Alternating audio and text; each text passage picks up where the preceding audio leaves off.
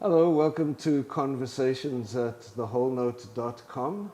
I'm David Perlman for The Whole Note, and I'm here with Douglas McNabney, who was our very first guest in our studio. So, welcome back. Thank you, David. It's very nice to be back. You're our first repeat visitor. Right.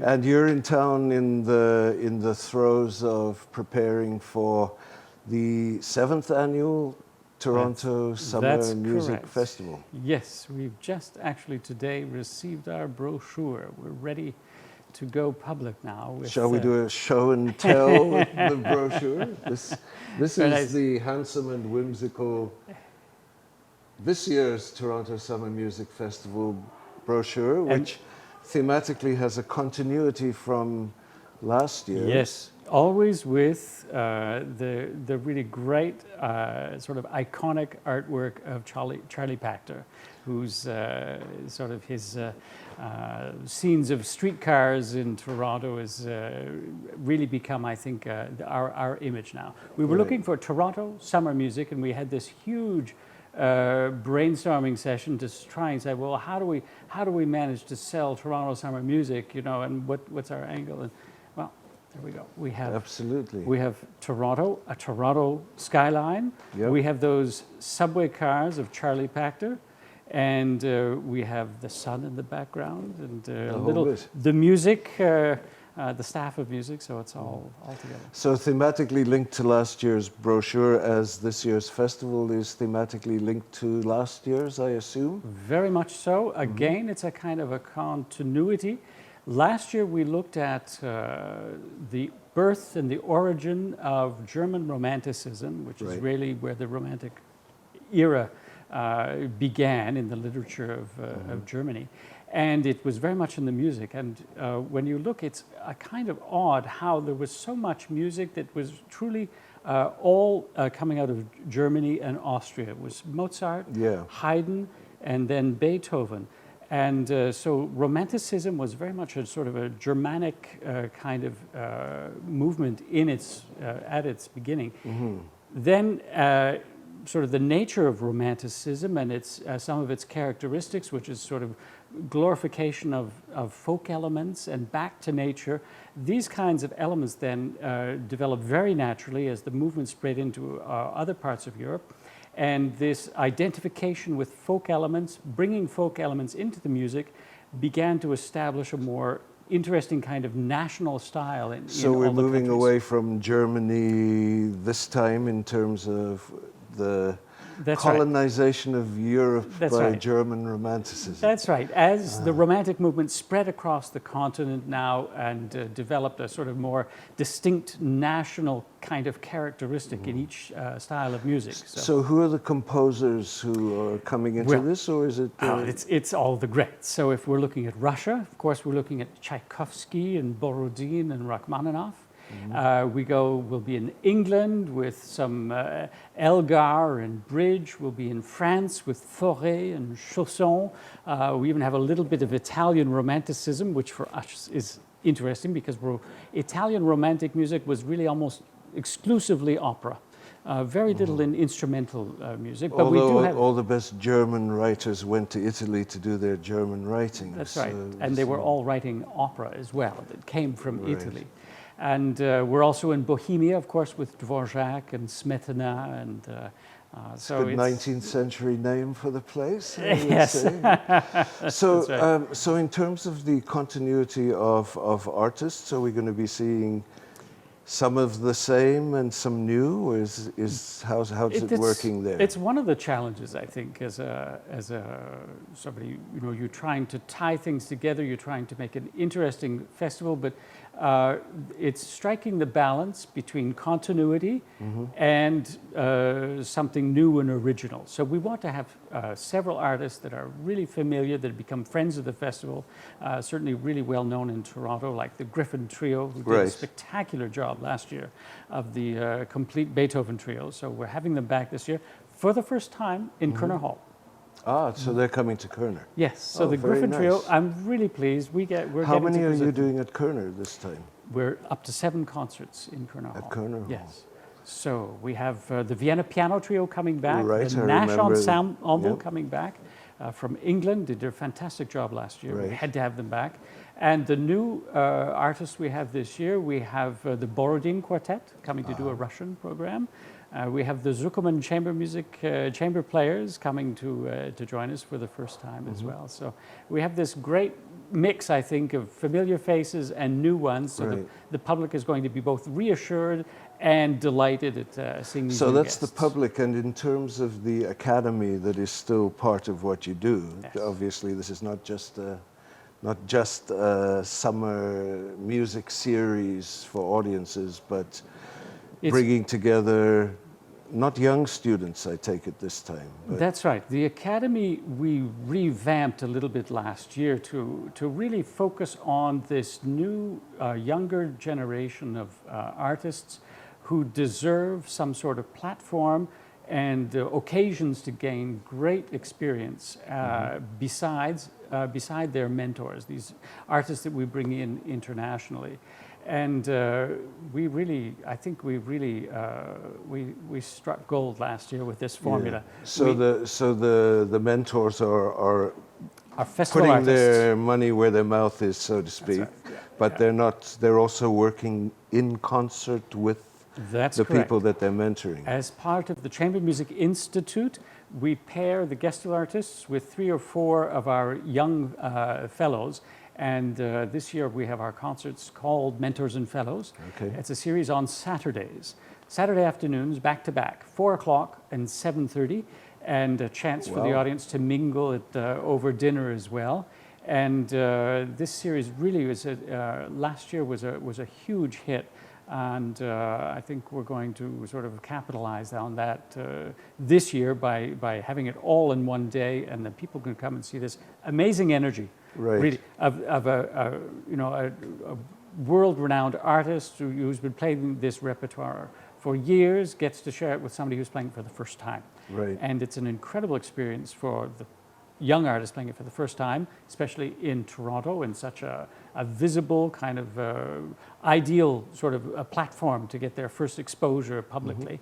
And at the same time, the energy of the artist who's perhaps played this, I don't know how many 100 times, and then, wow, yes, just that flavor. Oh yes, that's what it's like to play that it. way before. That's right, and this is how it felt that first time. That too. That It's a aspect wonderful of it. energy. Yeah. Like a recording artist revisiting their own recordings later on. And one of the things that struck me looking at this is that last year you could actually kind of get out of town in between, but this seems much more tightly knit than last year's. A shorter That's right. period, but only a couple of days in the week to just go and be silly. I think Sunday and Monday are about the that's only correct. 2 days. Dark days. 2 days. Yes, 2 dark days. Do something that's not Well, only fun but good for you at the same That's right. time. Well, we did. It's a number of. There's a number of issues, but we were looking. First of all, it's very difficult to sustain public interest and media interest, especially over a long period of time nowadays. And if we look at most major festivals in an urban setting, like TIFF or Luminato or any of those, it's usually 10 days to 2 weeks. Right. And that's the typical model in a city. When you go out into the country, then you have summer seasons at places like Ravinia and Tanglewood. That's a different kind of context. So we're focusing now more on this idea of having a festival with a lot of activity, more compact and more happening. And I think it will be even more interesting then to attract people from out of town, because now they'll be able to come in and stay for 3-4 days and take in several activities. So I think And get some gonna build more energy. continuity from one activity to another. That's right. Yeah. So how's it going to work with? Well, give me the name one of your mentors who, a typical kind of somebody says, oh, I'm interested in that person. Well, how about Scott St. John? I'm Okay. really pleased that we're bringing back Scott, because he was such a fixture in Toronto and he's such a wonderful musician. And Scott's coming back for the week.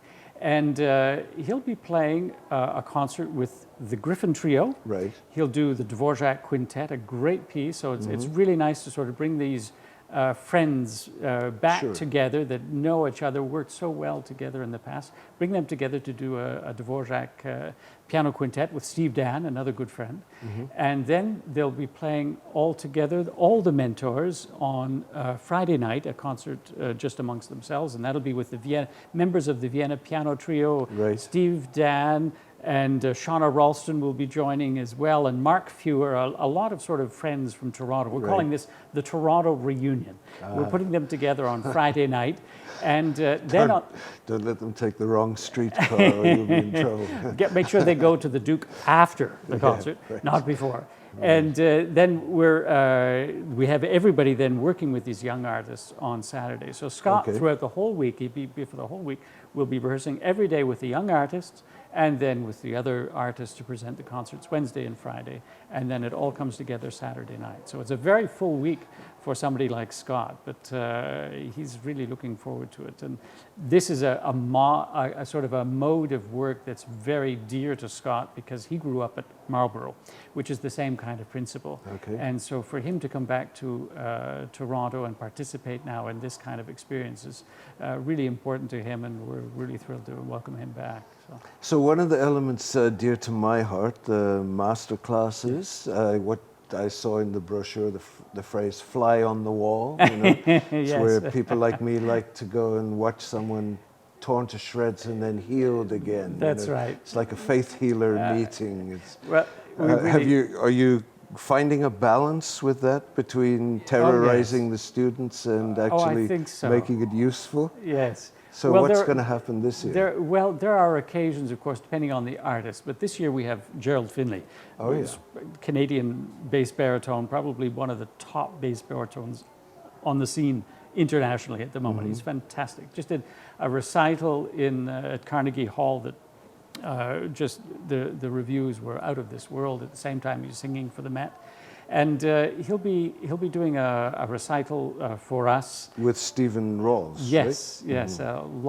Stephen was one of the people who helped him, Jerry, along at the very beginning. Sure. So it's wonderful to see them. Connection, the reconnection. It's great to see them back together. Lovely, And he's playing a fantastic program of German lead, and actually through folk song, and how art song led to folk song, and then folk song became part of the sort of language of people like Britain, and that as well became very formalized. It's an interesting program, his trip through that. And then the following day from his recital on the 18th of July at Kerner Hall, he'll be giving a master class for the young artists in the Art of Song program. And this is we have a Chamber Music Institute and the Art of Song program. With overlap in the weeks between those? That's correct, at the same time. Same time. At the same time. And they all get together at lunch at Massey College. I mean, it's a really fun group of people. But we have 4 pianists and 8 singers in the Art of Song program. And it's an opportunity for them to really delve into this world of art song in complete isolation. No more opera. There's lots of opera programs out there. Most of them are making their living doing opera, or will.